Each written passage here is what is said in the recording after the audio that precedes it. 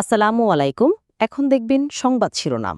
জাতীয় স্মৃতিসৌধে মুক্তিযুদ্ধে ২০ শহীদদের প্রতি তারেক রহমানের শ্রদ্ধা। জনস্রোত ছেলে সাভার পৌঁছাতে লাগে ৫ ঘন্টারও বেশি সময়। প্রায় ২ দশক পর বাবার সমাধিতে ছেলের মোনাজাত। ৩০০ আসনে এখনো প্রার্থী চূড়ান্ত করতে পারেনি কোনো দলই। শরিক ও সমমনাদের সাথে চলছে বিএনপি জামায়াতের দর কষাকষি। এনসিপির গন্তব্য নিয়ে আলোচনা। উত্তরের জেলা কুড়িগ্রামে জেঁকে বসেছে শীত। কনকনে হাওয়ায় বিপর্যস্ত জনজীবন। ঘন কুয়াশায় ২ নৌ রুটে ফেরি চলাচল ব্যাহত। টানা ছুটিতে কক্সবাজার সহ ৩ পার্বত্য জেলায় পর্যটকের ঢল। উপভোগ করছেন দিগন্ত বিস্তৃত সমুদ্রের নীল জল। কুয়াশার চাদরে মোড়া সবুজ পাহাড় ছুঁয়ে যাচ্ছে প্রকৃতিপ্রেমীদের মন। মিয়ানমারের নির্বাচন ঘিরে শঙ্কা উত্তেজনা। জান্তার বিরুদ্ধে বিরোধী দলীয় সমর্থকদের উপর হামলা, দমন পীড়নের অভিযোগ মানবাধিকার সংস্থাগুলো। আসসালামু আলাইকুম। এতক্ষণ দেখছিলেন সংবাদ শিরোনাম, এখন দেখবেন বিস্তারিত। নীরবে দাঁড়িয়ে থেকে জাতীয় স্মৃতিসৌধে মুক্তিযুদ্ধের ২০ শহীদদের প্রতি শ্রদ্ধা জানিয়েছেন বিএনপির ভারপ্রাপ্ত চেয়ারম্যান তারেক রহমান। স্বাক্ষর করেন স্মৃতিসৌধের পরিদর্শন বইয়ে। সরকারের জনস্রোত ঠেলে জিয়াউর রহমানের সমাধি থেকে সাভার পৌঁছাতে প্রায় ৫ ঘন্টা সময় লেগে যায় বিএনপির শীর্ষ নেতার। নিয়ম অনুযায়ী সূর্যাস্তের আগে স্মৃতিসৌধে শ্রদ্ধা নিবেদন করতে হয়। তাই তারেক রহমান পৌঁছানোর আগেই তার পক্ষে বিকেলে স্মৃতিসৌধে পুষ্পস্তবক অর্পণ করেন বিএনপির সিনিয়র নেতারা। সাভারের জাতীয় স্মৃতিসৌধে রাত ১০টা নাগাদ যখন তারেক রহমান পৌঁছান, তখন জনতার কাছে হাত উঁচু করে দোয়া প্রার্থনা করছিলেন তিনি।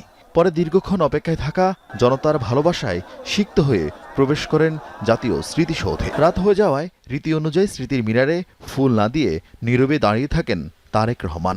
পরিদর্শন বইয়ে স্বাক্ষর করে মুক্তিযুদ্ধের বীর শহীদদের প্রতি শ্রদ্ধা জানান তিনি। তবে বিকেলে তারেক রহমানের পক্ষ থেকে স্মৃতিসৌধে পুষ্পস্তবক অর্পণ করেন বিএনপি নেতারা। শহীদ জিয়াউর রহমানের মাজারে পুষ্পস্তবক অর্পণ করছেন এবং সেখানে মাজার জিয়ারত করে তিনি ওখান থেকে রওনা দিচ্ছেন। এর আগে বাবা জিয়াউর রহমানের কবর জিয়ারত শেষে বিকেল ৫টায় মুক্তিযুদ্ধের বীর শহীদদের প্রতি শ্রদ্ধা জানাতে সাভারের পথে রওনা হন তিনি। তারেক রহমানকে এক নজর দেখতে পুরোটা পথ জুড়েই ছিল বিএনপি নেতাকর্মীদের ঢল। জনস্রোত তৈরি হয় ঢাকা আরেচা সড়কের বিভিন্ন পয়েন্টে। পুরো সময় সেই লাল সবুজ বাসের সামনে ঠাঁই দাঁড়িয়ে জনতার অভিবাদন গ্রহণ করেন তারেক রহমান। হাত নেড়ে শুভেচ্ছার জবাব দিতেও ভুল করেননি এক মুহূর্ত। সময় ফুরিয়ে আসছে, কিন্তু এখনো চূড়ান্ত হয়নি কোনো দলেরই ৩০০ আসনে প্রার্থিতা। মনোনয়নপত্র দাখিলের আগে শতভাগ চূড়ান্ত হবে কিনা নিশ্চিত নয়। নির্বাচনী আসন সমঝোতা নিয়ে অসন্তোষ আছে বিএনপির শরিক দলগুলোর মধ্যে। এদিকে জামায়াত ইসলামী ও সমমনা দলগুলোর মধ্যে আসন ভাগাভাগি নিয়ে আছে মতভেদ। সমমনা ৭টি দলের বাইরে দলটির সাথে আলোচনায় আছে এনসিপি সহ একাধিক দল। সময় যত গড়াচ্ছে নির্বাচনে রাজনৈতিক দলগুলোর আসন সমঝোতা তত কঠিন হচ্ছে। বিএনপি, জামায়াত ইসলামী, এনসিপি সহ দলগুলো এখনও শতভাগ আসনে প্রার্থী চূড়ান্ত করতে পারেনি। জোটবদ্ধ হলেও নির্বাচন করতে হবে নিজ প্রতীকে। আরপিওর এমন সংশোধনের পর জোট ও শরিকরা নানা হিসেব কষছে। কে কত আসন পাবে, কয়টায় দেয়া হবে ছাড়, এ নিয়ে এখনও দর কষাকষিতে দলগুলো। মুফতি রশিদ বিন ওয়াক্কাস ইসলামী ঐক্য জোট যুগপৎ আন্দোলনের শরিক ও সমমনা দলগুলোর সঙ্গে আসন সমঝোতা প্রায় চূড়ান্ত করেছে বিএনপি। ২৭২টি আসনে দলীয় সম্ভাব্য প্রার্থীর নাম ঘোষণা করা হয়েছে। বাকি ২৮টি থেকে সমঝোতার মাধ্যমে শরিকদের দেয়া হবে। যুগপৎ আন্দোলনের শরিক ও সমমনা দলগুলোর সঙ্গে আসন সমঝোতা প্রায় চূড়ান্ত করেছে বিএনপি। ২৭২টি আসনে দলীয় সম্ভাব্য প্রার্থীর নাম ঘোষণা হয়েছে। বাকি ২৮টি সমঝোতার মাধ্যমে শরিকদের দেয়া হবে। এখন পর্যন্ত প্রায় ১৪টি আসনে শরিক দলের প্রার্থীদের নামও ঘোষণা করেছে দলটি। যেসব আসনে সমঝোতা হবে সেখানে প্রার্থী দেবে না বিএনপি। যদি বোঝাপড়া থাকে অনেক কিছুই করা সম্ভব। এই তো এটা নিয়ে কিছু টানাপোড়েন আছে। সব নির্বাচনের সময় এরকম কিছু টানাপোড়েন থাকে, আপনি জানেন এটা। এবারও তার ব্যতিক্রম না, কিন্তু এবার আমরা একটু গুরুত্বপূর্ণ, বিএনপি যেহেতু বড় দল, তাদের আমরা বড় ঔদার্য আমরা আশা করেছিলাম। সরকার গঠন করলে সরকার কিভাবে বাকিরা অংশ হতে পারে তারা এটা বিবেচনার মধ্যে আছে। এরপরে সংরক্ষিত নারী আসন আছে। আপার চেম্বার গঠিত হলে উচ্চতর কক্ষ, সেখানেও এটা অ্যাকোমোডেট করবার সুযোগ আছে। কিন্তু ব্রডলি ন্যাশনাল পলিটিক্সে এখনো পর্যন্ত এক ধরনের বোঝাপড়ার জায়গাটা আমরা বাড়িয়ে তুলবার, অব্যাহত রাখার একটা সচেতন চেষ্টা বিএনপির দিক থেকেও আছে, আমাদের দিক থেকেও আছে। উত্তরের জেলা কুড়িগ্রামে জেকে বসেছে শীত। ঘন কুয়াশা আর কনকনে হাওয়ায় বিপর্যস্ত হয়ে পড়েছে জনজীবন, ব্যাহত হচ্ছে স্বাভাবিক চলাচল। কষ্ট বাড়ছে খেটে খাওয়া মানুষের। শীত বস্ত্রের অভাবে বিপাকে হতদরিদ্র আর ছিন্নমূল মানুষ। শীতের সাথে পাল্লা দিয়ে বাড়ছে সর্দি, কাশি ও শ্বাসকষ্ট সহ নানা রোগ। কুড়িগ্রামের ধরলা নদীর কোল ঘেঁষা পাঁচগাছি ইউনিয়নের কদমতলা গ্রামের চান মিয়ার পরিবার। টিনের ভাঙাচোরা ঘরে হু হু করে ঢোকে কনকনে হাওয়া। তীব্র শীতে বিপর্যস্ত 8 জনের পরিবার। খোলামেলা ঘর, বাতাস ঢোকে, কুয়াশা ঢোকে, চালে ভিজে পানি পড়ে। পুরাতন কাপড় চোপড় দিয়ে 5টা বাচ্চা নিয়ে আসি, খের বিছায় থাকি, খেতা বিছায় এগুলো দিয়ে আসি আর কি ভাঙাচোরা ঘরের মধ্যে।